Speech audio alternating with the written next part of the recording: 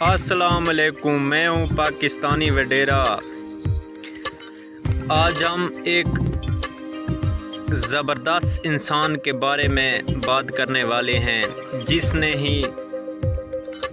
تھوڑے ہی دن ہوئے ہیں جس نے بہت زیادہ کارنامہ انجام دیا ہے۔ وہ ہے پاکستانی ارشد ندیم، جس نے 90 میٹر دور جیولن پھینکنے میں خاص کیا۔ ارشد ندیم کا ریکارڈ تھرو اتنی غیر معمولی کیوں تھی؟ جمعرات کی شب جب پاکستان کے سٹار ارشد ندیم کے ہاتھ سے نکلی جیولن ہوا کی چیرتے ہوئے 90 میٹر کی فاصلہ عبور کر گئی تو کمنٹیٹر کی آواز بھی بتدریج بلند ہو گئی۔ اس میں حیرت بھی عیاں تھی۔ جیولن تھرو ایونٹ میں 90 میٹر کا فاصلہ عبور کرنا کسی بھی ایتھلیٹ کے لیے ایک خوب تصور کیا جاتا ہے۔ اس کا خواب ایسا اب تک جیولن کی تاریخ میں صرف 24 یعنی کہ 24 لوگوں نے ہی 90 میٹر کو عبور کیا ہے۔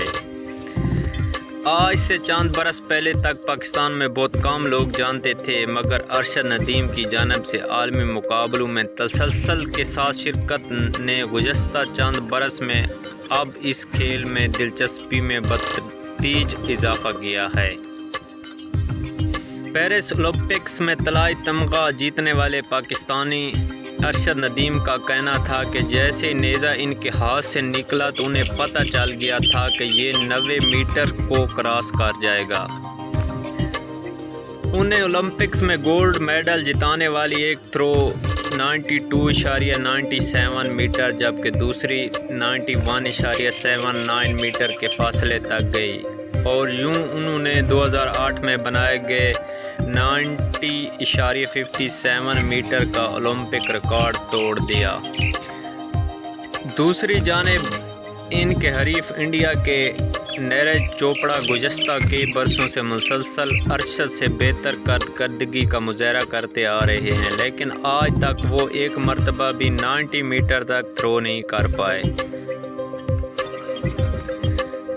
یہ تو ارشد نے گولڈ میڈل جیت لیا، لیکن ارشد کے گاؤں کے لوگوں کی خوشی اور انتہا اور پاکستان کے لوگوں کی خوشی جو 24 کروڑ سے اوپر ہیں، ان کی خوشی میں دوبالا ہو گیا، کیونکہ 14 اگست بھی آیا ہوا ہے تو پاکستانی قوم کو تو خوشی میں خوشی مل گئی۔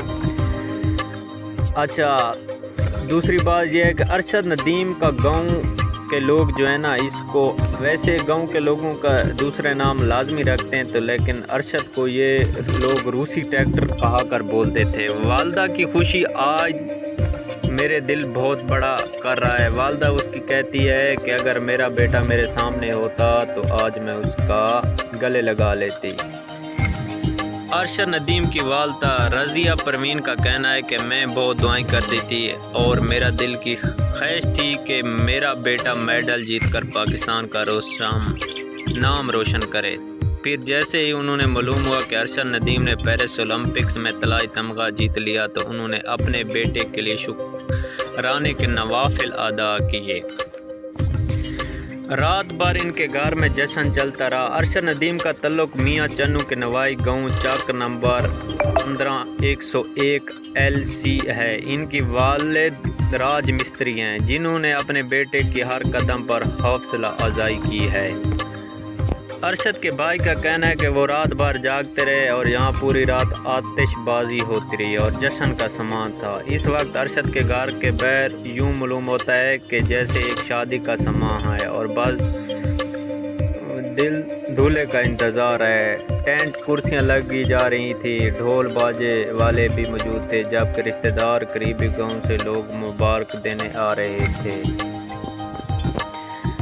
گاؤں والوں کا کہنا ہے کہ ارشد کا ایک تو بہت بڑا لمبا قد ہے اور انہوں نے بتایا ہے کہ ہم نے ان کو روسی ٹریکٹر کہتے ہیں، اس لیے کہتے ہیں کہ اس میں زور بہت زیادہ ہے، اس میں طاقت بہت اللہ تعالیٰ نے رکھی ہے۔ اس وضاحت کرتے ہوئے بتایا کہ باقی جتنے بھی ٹریکٹر ہوتے ہیں کہ ان کی سب کا وزن کھینچنے کی ایک حد ہوتی ہے، مگر روسی ٹریکٹر کی کوئی حد نہیں ہے، اور ہم ارشد ندیم کو بھی اسی روسی ٹریکٹر کی مشابہت سے پکارتے ہیں۔ ارشد ندیم کا بھائی کا کہنا تھا کہ یہ تو ہمیں یقین تھا کہ وہ لازمی گولڈ میڈل جیتے گا، لیکن یہ ہمیں معلوم نہیں تھا کہ وہ تاریخ بھی رقم کرے گا اولمپکس میں۔